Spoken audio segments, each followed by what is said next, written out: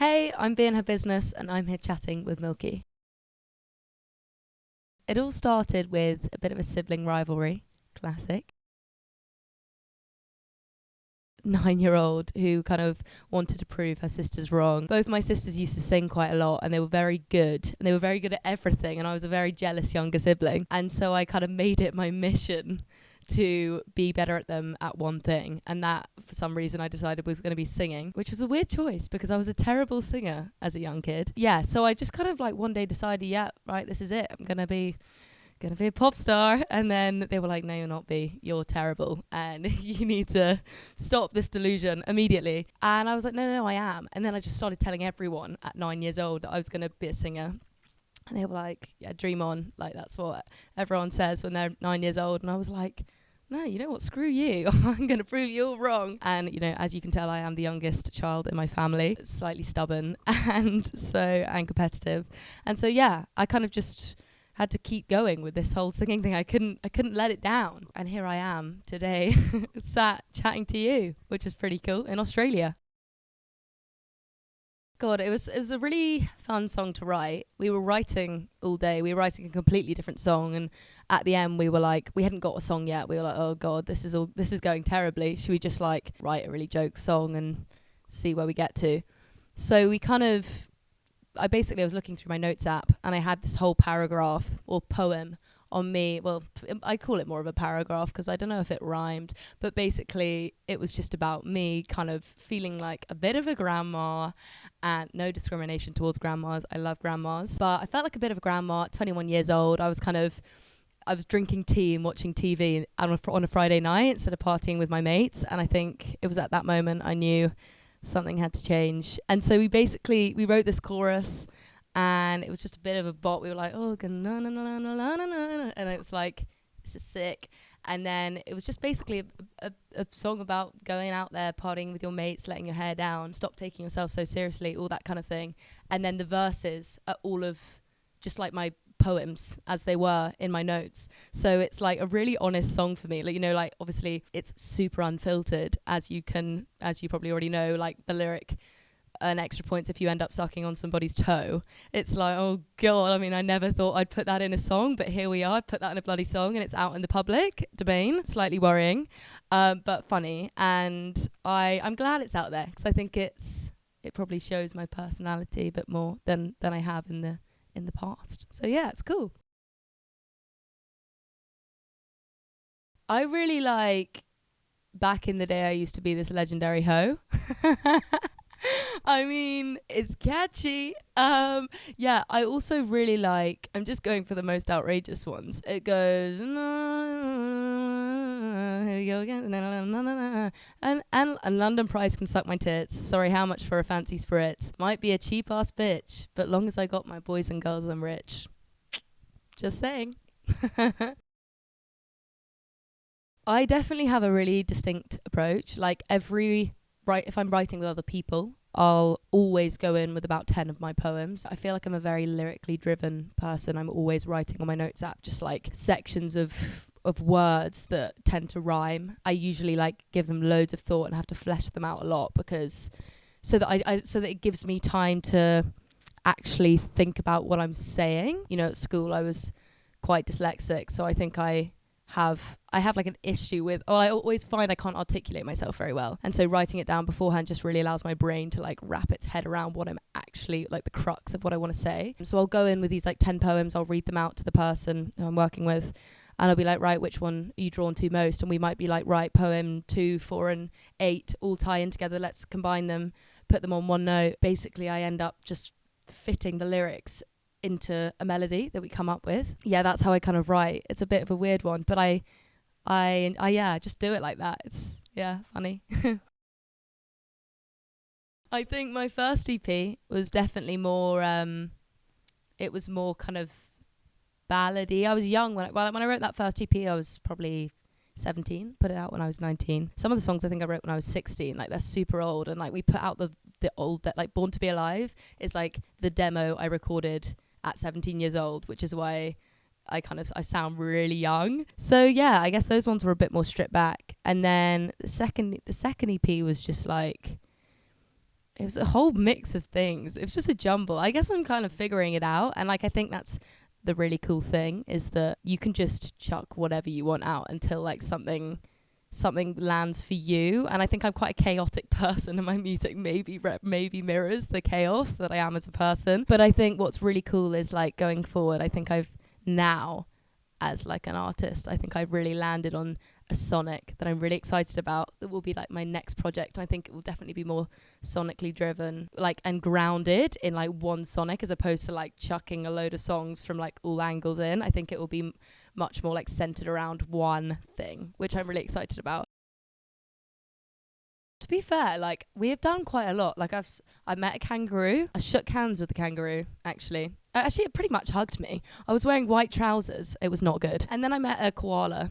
I kind of didn't want to get too close because I know that they all have chlamydia, right? So I avoided that one. I've been told they turn into drop bears. I know that's not true, by the way. I'm not that gullible, Australia. Went to the Opera House. I went to Harbour Bridge. I feel like those are the very touristy things you do here. I've actually climbed Harbour Bridge before, but like back in the day. Done a performance, but it wasn't to a live audience. It was like a cool, moody roofy thing. Been to Bondi. I've been to Bondi, which is actually quite surreal, because I used to watch that lifeguard program with all the sexy lifeguards saving everyone from getting eaten by sharks. And yeah, I mean, it lived up to that. A lot of sexy people there. No, it was good fun. And we sung on Bondi with a choir, which was a bit of a vibe. Some angry runners being like, get out my way. I'm like, fair play, dude, fair play. But yeah, no, it's been super cool. I mean, I think we've got a few exciting things coming up. I'm trying to think. I really want to, like, I know this isn't an Australian thing, but I just really want to do puppy yoga here. You know what I mean? In September, I'm going on tour with the Wombats, which is super, super exciting. I've also just announced I'm doing 2 headline shows, one on the 23rd of September and one on the 2nd of October, Sydney and Melbourne. You better be there. And then after that, I'm going on a support tour with Maren Morris in November around Europe and the UK. What can you expect? Hopefully some new music. Oh yeah, you can expect a full band, which is really exciting. Get to bring my whole band out here. What else? We're gonna have some major energy gracing the stage. We're gonna have, maybe I'll bring a kangaroo on stage. You know what? I'll get a kangaroo hopping behind me as my backup dancer. Yeah, that's what you can expect. Kangaroos hopping as my backup dancer. My backup dancers. No, but it'll be really fun. Yeah, I think we'll just try and bring the energy, get the crowd going. It'll be the biggest venues that I performed at, because they're like arena shows and stuff. So very, very cool. It's just so cool I get to be in. I just keep thinking I'm in Australia right now. Like, what the heck? But yeah, so I'm so excited to be back. I can't believe I get to come 2 times in 1 year. Oh my God. There's a lot lying ahead. I think, to be honest, when I get back home from my lovely Australian trip, I'd love to just like get my head down and start writing a bigger project. Right now, Tori Amos, Randy Carlisle, kind of Kate Bush, actually. She's an icon. Lord. Oi, oi. I mean, she's just, she's killing it. She's so good. And her album's about to come out. And Marina as well. Love to collaborate with Marina. Recently, I've been binging The Story by Brandy Carlisle, and it's just like every song I want to listen to a trillion, million, gazillion times. I can't get enough. So probably that, or maybe, It's not you, it's me. It's not me, it's you. Lily Allen, another cracking one. Yeah, that definitely influenced like my writing from the get-go. She's sick. I mean, like, the classic answer to go with is Bond, but I feel like I need to think outside the box. Film. Oh my God, I've been watching The Day of the Jackal. I guess it's a series. It's kind of Bondy though, isn't it? Similar realm. I think something in that realm where it's just a bit like sultry and like big and epic, and I could perform it with an orchestra. Something. Yeah, I don't know. I'm thinking, oh my God, all these people are looking at me. Don't get distracted. Oh no, she just sung the wrong words. Oh no, now I just sung the wrong words. Oh God, now this is all going terribly wrong. But if that doesn't happen, I'm probably thinking, oh my God, that's so cool. That person's singing my words back to me. I'm out here doing my thing. Like in September, it's going to be I'm out here doing my thing in Australia. But yeah, I don't know. I guess I'm just thinking, God, this is cool and don't mess up. Do you know what I mean? Oh my God, that's so hard. everyone's saying everyone's saying Hannah Montana. Yeah, but Miley Cyrus is so iconic as Miley as well. Like all I'm thinking about is like her dancing in the Flowers music video, where I'm just like, I wish I could do that. You know what I mean? She's so nonchalant. She's just like strutting through this house, like killing it. But I think Hannah Montana, obviously, you know, we go way back. You know, soundtracked. Well, no, not soundtracked. Was like the whole, like, what do you call it? The like inspiration to everyone's childhood. Do you know what I mean? I feel like everyone aspired to be Hannah Montana. So maybe I'd have to go Hannah Montana. Maybe she's a part of who I am today. I mean, Valerie, Amy Winehouse, I think. I sung that in many a school talent competitions. And yeah, it was, oh no, Jar of Hearts, Christina Perri. Oh my God. That was like my go-to number one, 100%. I used to, when I was 9 years old, I'd give my peers in school singing lessons to that song. I'm like, who does this bitch think she is, giving singing lessons at 9 years old? Probably like Jedward. Honestly, probably Jedward. Or like Carly Rae Jepsen. They were like my go-tos back in the day.